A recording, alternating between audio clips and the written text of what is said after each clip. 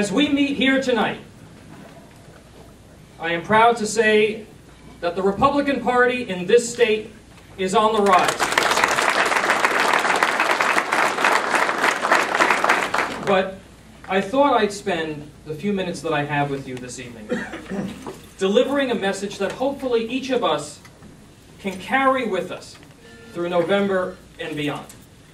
I know that every year somebody gets up here behind a microphone and says that this year is the most important election of our lifetime. Well, I would suggest to you that this year it's not empty rhetoric. Put simply, an arrogance of power in Washington and an ignorance of power in Albany, extremist policies in Washington, an extreme level of corruption in Albany, have brought our government, our businesses, and our families to the brink of financial ruin. It's threatening the American way of life, and it's threatening the promise of this great state.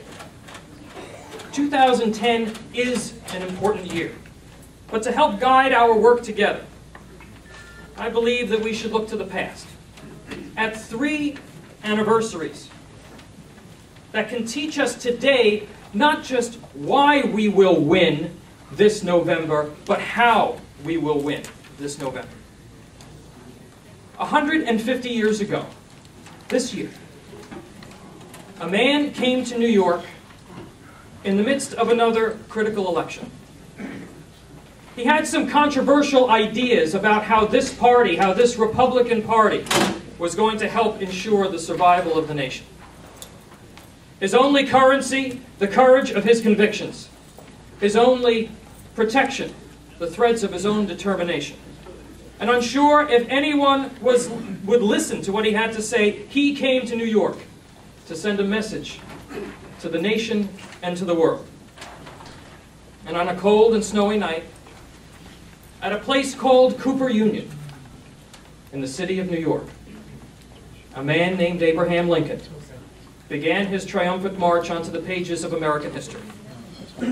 And what we learn as 21st century Americans, what we learn as 21st century Republicans from Lincoln's time among us in New York, is nothing less than what it will take to win.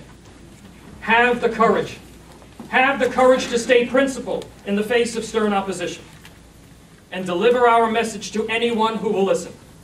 And walk the road alone if necessary to accomplish our goals. America's future is worth the effort. 90 years ago, and it's shocking that it really wasn't that long ago, but 90 years ago this year, women in this country finally got the right to vote. Again, New York played a very significant role in bringing us that much closer to the vision of our founders that all people are equal under the law. And New York was the home of the women's suffrage movement in this country. Women like Elizabeth Cady Stanton and Susan B. Anthony, both New Yorkers, risked their businesses, they risked their livelihood, they risked arrest and worse. And it took nearly 70 years, but the suffragettes changed America. And from them we learned that tenacity is vital toward improving our communities and improving our society. And lastly, 2010 marks the 30th anniversary of the Reagan Revolution. Tonight we come together at a time and a place that Reagan would find very familiar. He would recognize it as one of great promise in the face of great challenge. And in 1980 he was asked, during the campaign, his strategy for dealing with the communist threat. Remember, he gave that famous 4-word answer. He said, "We win, they lose." And the liberal media crowed. And around the world, people said, "That's dangerous talk. And it's an oversimplification of a very complicated issue." Well, guess what? 70% of Americans agreed with him. It was that simple. We win, they lose.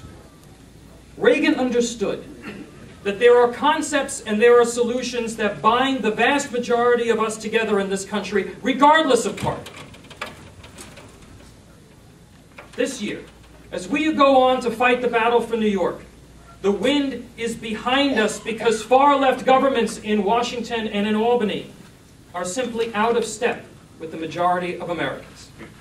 We are the party of the 60-40 or 70-30 issue. So when we talk about lowering taxes, when we talk about smaller, more effective, more efficient government, legal immigration, supporting the great American enterprise system and creating a business environment that will grow jobs, or even something as simple as just having to show ID before walking into the voting booth, we must know in this year, in our fight, that Republican principles are American values.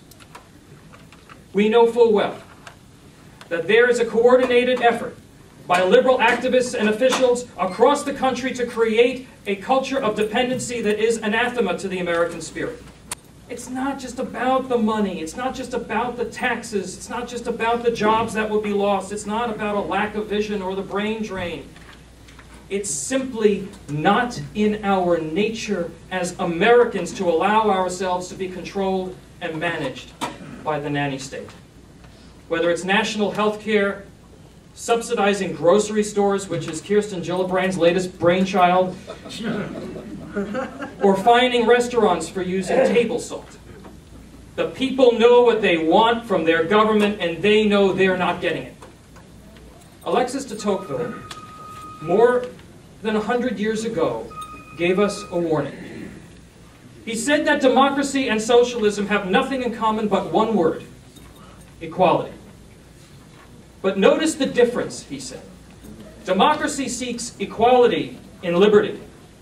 Socialism seeks equality in restraint and in servitude.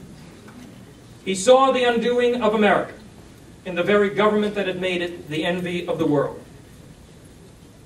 Well, my fellow Republicans, at some point in our lives, we may answer a call to serve our government. But let it be known this year, our year, that we will never be servants of our government.